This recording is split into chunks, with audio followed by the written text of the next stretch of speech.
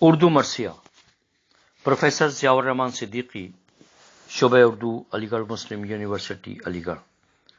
مرثیہ عربی لفظ رثا سے نکلا ہے جس کے معنی ہیں رونا یا ماتم کرنا۔ اس لیے کسی مرنے والے کے غم میں لکھی گئی نظم مرثیہ کہلائی۔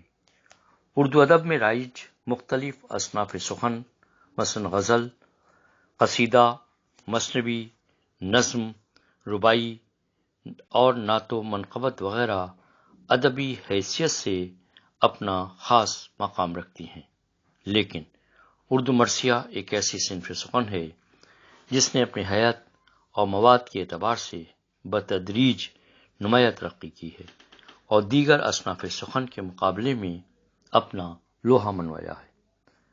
عرب میں دور جاہلیت میں جب دو مقابل گروہوں یا قبیلوں کے درمیان جنگ کے دوران کوئی قتل ہو جاتا تھا تو ان کے متعلقین ان کے غم میں ایسے الفاظ یا اشعار کہتے تھے جسے شخصی مرثیے کی ایک شکل کہا جا سکتا ہے۔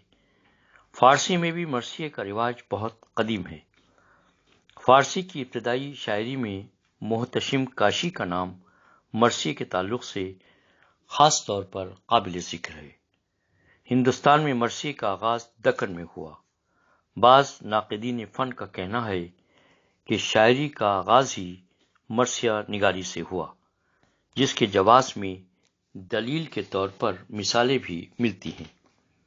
دکن کے ابتدائی دور میں قاسم، فضلی، نصرتی اور غواصی کے نام خاص طور پر سامنے آتے ہیں۔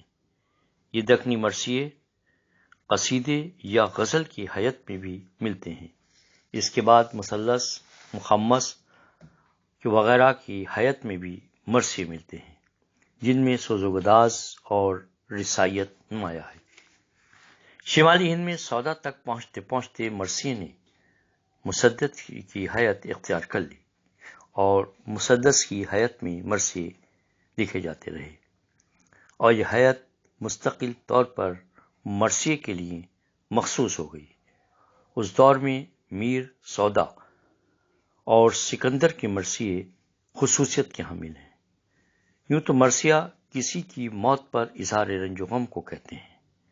قدیم اور جدید دور میں ایسے متعدد مرثیے مل جاتے ہیں جو کسی مرنے والے کی موت پر اس کے کسی عزیز یا دوست نے کہے ہیں، لیکن مرثیہ آخر کار اس نظم کو کہا جانے لگا جو مسدس کی حیت میں کربلا کے شہداء یا دیگر ائمہ اطہار کی شہادت پر کہی جاتی ہے۔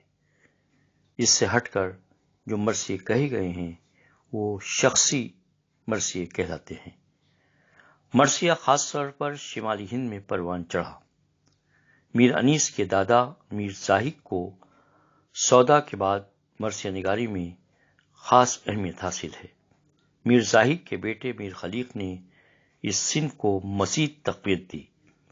مرزا دبیر کے استاد میر ضمیر نے اس صنف کے اجزاء مقرر کیے، جن میں چہرہ، سراپا، رخصت، آمد، رجز یعنی جنگ، شہادت اور بین شامل ہیں۔ اب مرثیے کا کینوس اتنا وسیع ہو گیا تھا کہ اس میں مثنوی کا تسلسل، قصیدے کا طمطراق، غزل کی شوخی، نعت و منقبت اور فکر و عقیدت سب یکجا ہو گئے۔ میر ضمیر کے بعد ان کے شاگرد مرزا دبیر نے مرثیے کو وسعت عطا کی۔ اس میں قرآن و احادیث کی شمولیت سے لطف و کیف دوبالا ہو گیا۔ اس طرح مصائب کے بیانات کے علاوہ علمی مباحث بھی اس میں جگہ پا گئے۔ دوسری طرف میر زاہد کے بیٹے میر خلیق نے اس صنف کو جلا بخشی اور ان کے بیٹے میر انیس کے ہاتھوں تو گویا مرثیہ اپنے عروج کو پہنچ گیا۔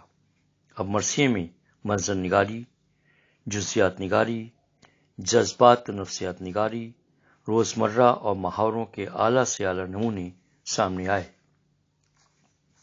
دور جدید میں جوش ملیح آبادی، جمیل مظہری، نسیم امروہوی، نجم آفندی اور وحید اختر کے نام اردو مرثیہ نگاری میں اپنا خاص مقام رکھتے ہیں۔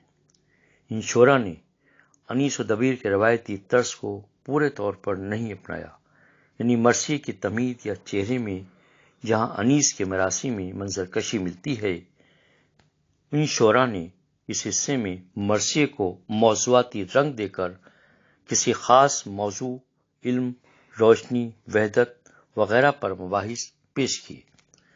ان شعراء نے مرثیے میں سراپا، رخصت کے مد و جزر، گھوڑے اور تلوار کی تعریف وغیرہ کا التزام بھی باقی نہیں رکھا، یہاں تک کہ بعض نے تو مصائب کے بیانات کو بھی خیرباد کہہ دیا، جس میں جوش سر فہرست ہیں۔ ان کے مرثیے کا خاص طور سے ان کا مرثیہ حسین اور انقلاب، اس میں چند بند مصائب کے ذیل میں آتے ہیں، لیکن نسیم امروہوی اور مہدی نظمی نے جدید دور میں بھی مرثیے کو اپنی اصل مصائب کے یعنی بیان پر باقی رکھا۔ دور جدید میں بھی مرثیہ نگاری اپنی آب و تاب کے ساتھ باقی ہے۔ منظر نگاری کا ایک نمونہ پیش کرتا ہوں میں، سنیے کہ ٹھنڈی ٹھنڈی وہ ہوائیں، وہ بیاباں وہ سحر، ٹھنڈی ٹھنڈی وہ ہوائیں، وہ بیاباں وہ سحر، دم بدم جھومتے تھے وجد کے عالم میں شجر، اوس نے فرش سے زمرد پہ بچھائے تھے گوہر، اوس نے فرش زمرد پہ بچھائے تھے گوہر، لوٹ جاتی تھی لہکتے ہوئے سبزے پہ نظر، دشت سے جھوم کے جب باد صبا آتی تھی، صاف غنچوں کے چٹکنے کی صدا آتی تھی۔ میر انیس۔ اس بند میں دشت کربلا میں صبح کے موسم کی عکاسی کی گئی ہے، جس میں تشبیہات کا سہارا لے کر اپنے بیان کو خوبصورت بنایا گیا ہے کہ شیر کی آمد ہے کہ رن کانپ رہا ہے، رن ایک طرف چرخ کہن کانپ رہا ہے، رستم کا بدن زیر کفن کانپ رہا ہے، ہر قصر سلاطین زمن کانپ رہا ہے۔ دبیر۔ اس بند میں مرزا دبیر نے امام حسین کے بھائی عباس کی میدان جنگ میں آمد کا ذکر کیا ہے، جس کے بیان میں تشبیہات اور استعارات کا سہارا لے کر ایک منفرد رعب اور ولولہ پیدا کر دیا ہے۔ یہ سہارا جو خاص طور پر جس کا ذکر ہے، ایک منفرد انداز میں اسے بیان کیا گیا ہے۔ فصاحت اور بلاغت کے لیے میر انیس کے دو شعر دیکھیے۔ میر انیس ظاہر ہے کہ اپنی فصاحت اور بلاغت کے لیے مشہور ہیں۔ بہت مشہور شعر ہے کہ کھا کھا کے اوس اور بھی سبزہ ہرا ہوا، کھا کھا کے اوس اور بھی سبزہ ہرا ہوا، تھا موتیوں سے دامنِ صحرا بھرا ہوا۔ فصاحت کی مثال ہے یہ۔ اب بلاغت کی مثال دیکھیے کہ یہ تو نہیں کہا کہ شہ مشرقین ہوں، یہ تو نہیں کہا کہ شہ مشرقین ہوں، مولا نے سر جھکا کے کہا میں حسین ہوں۔ جدید شعراء نے منظر نگاری اور جنگ کے میدان کے بیانات پر زور نہیں دیا، ان کے یہاں طرح طرح کی فلسفیانہ گفتگو ملتی ہے۔